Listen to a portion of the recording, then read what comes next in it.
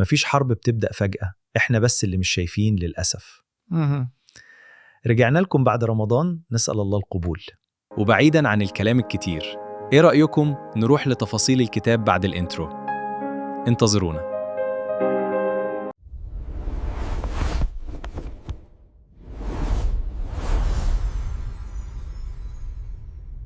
لأكثر من 40 سنة والعلاقة بين أمريكا وإيران متوترة ومليانة بالعداء المعلن، بس ده اللي على السطح. ورا الكواليس في قصة تانية خالص، في حرب شغالة، حرب مش بنشوفها في الأخبار، حرب بتتنفس في الظل. فيا ترى الصراع ده مجرد شد وجذب سياسي ولا هي فعلا حرب سرية مستمرة بقالها عقوب؟ خلونا نسأل السؤال بشكل مباشر وصريح، هل أمريكا وإيران فعلا في حالة حرب؟ ممكن الإجابة تبان غريبة، بس هي بتكشف لنا طبيعة الصراعات في الزمن اللي احنا فيه.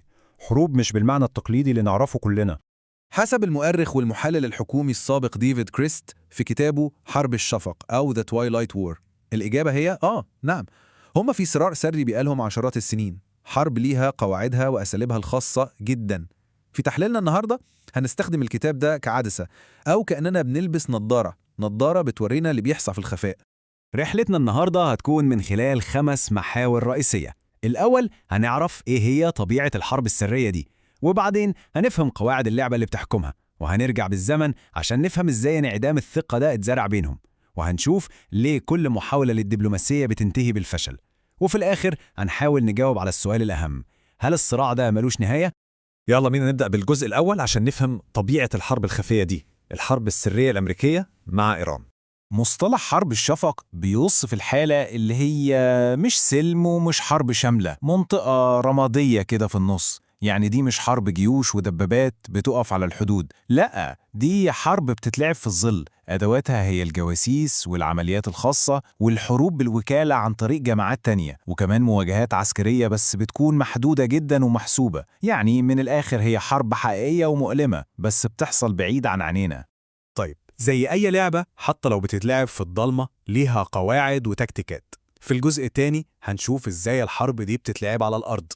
الأساليب هنا متنوعة جدا، وكلها هدفها تعمل أكبر ضرر ممكن بأقل مواجهة مباشرة. بنتكلم على استخدام وكلاء زي حزب الله عشان ينفذوا عمليات، بنتكلم عن تجسس وعمليات سرية ومناوشات في البحر محسوبة بالملي في الخليج، وطبعا الحرب الإلكترونية اللي شفنا منها فيروس ستاكسنت اللي دمر أجزاء من البرنامج النووي الإيراني. كل طرف بيضرب التاني بس بحذر شديد عشان محدش فيهم يقع في حرب شاملة. النقطة المحورية هنا هي مفهوم اسمه الحرب غير المتكافئة.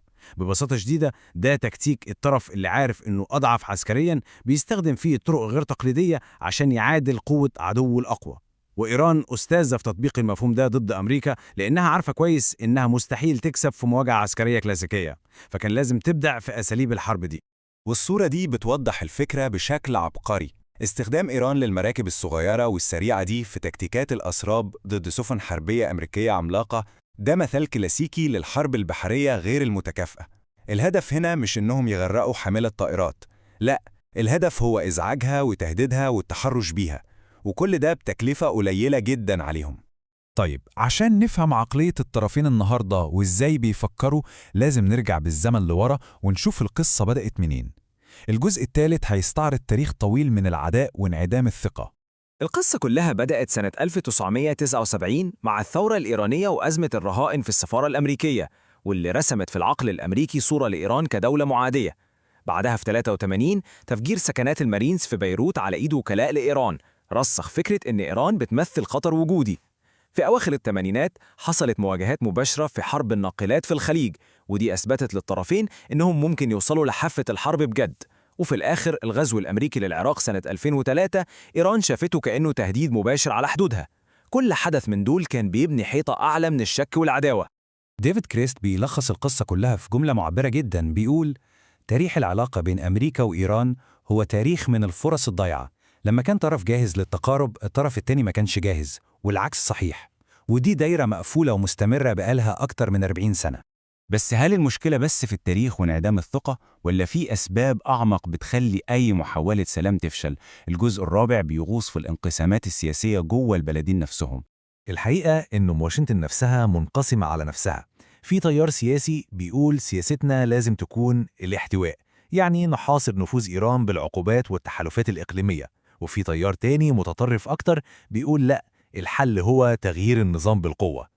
التخبط بين السياستين دول بيخلي الموقف الأمريكي دايما مشوش، وبالتالي الرسالة اللي بتوصل لطهران بتكون متضاربة ومش مفهومة. والغريبة إن الناحية التانية في طهران الموضوع نسخة بالكربون. في أجنحة معتدلة بتحاول من وقت للتاني تفتح قنوات تواصل وتوصل لتسوية مع الغرب، وفي أجنحة متشددة بتستخدم فكرة الشيطان الأكبر ومعاداة أمريكا كركيزة أساسية لسلطتها وللحفاظ على مبادئ الثورة. فالنتيجة النهائية إيه؟ شلل دبلوماسي، سياسات متناقضة وإشارات مش واضحة، وانعدام ثقة بيزيد يوم عن يوم. كل طرف مش بس مش فاهم نية الطرف التاني، ده في أوقات كتير كل طرف مش بيبقى عارف هو نفسه عايز إيه على المدى البعيد. وده بيوصلنا للسؤال الأهم في الجزء الخامس والأخير. وسط كل التعقيدات والانقسامات دي، هل فعلا محكوم على الصراع ده إنه يكون أبدي؟ التحليل بيقول إن إيران بتتعامل مع الموقف ده ببراجماتية شديدة، وده اللي بنشوفه لحد دلوقتي. هي بتفضل تختبر الخطوط الحمراء بتاعت أمريكا، ولما ما بتلاقيش رد فعل سريع وحاسم بتعتبر ده الضوء أخضر عشان تكمل في حربها بالوكالة. الموضوع ببساطة هو جس نبض استراتيجي ومستمر. من وجهة نظر طهران، التاريخ بيثبت لهم إن استراتيجيتهم دي ناجحة. تفجير بيروت سنة 83، تفجير أبراج الخبر سنة 96، واستخدام الوكلاء عشان يفشلوا المجهود الأمريكي في العراق بعد 2003. في كل مرة من دول الرد الأمريكي من وجهة نظرهم كان ضعيف ومحدود، وده بعت لهم رسالة واضحة: تكلفة العدوان ده مقبولة وممكن نتحملها. لكن لو حفرنا أعمق هنلاقي إن أصل المشكلة كلها في نقطة واحدة جوهرية. إيران بترفض من الأساس فكرة الهيمنة الأمريكية أو وجود نظام في الشرق الأوسط بتقوده أمريكا، وطالما الفكرة دي هي اللي بتحرك السياسة الإيرانية فمصير البلدين هو إنهم يفضلوا خصوم. ده صراع على مين اللي ليه الكلمة العليا في المنطقة. وفي النهاية بعد أكتر من 40 سنة من الحرب في الظل بيفضل السؤال الكبير مطروح: إيه اللي ممكن يكسر الدايرة المفرغة دي؟ إيه اللي محتاج يحصل عشان الصراع ده يخرج أخيراً من منطقة الشفق لمنطقة النور؟ سؤال بيختصر المعضلة كلها، ويمكن مستقبل منطقة الشرق الأوسط كلها يكون متوقف على إجابته. بعد ما وصلنا لنهاية الفيديو أتمنى يكون الفيديو كان مفيد ليك. ما تنساش لايك، شير واشترك في القناة، ونشوفك على خير. سلام.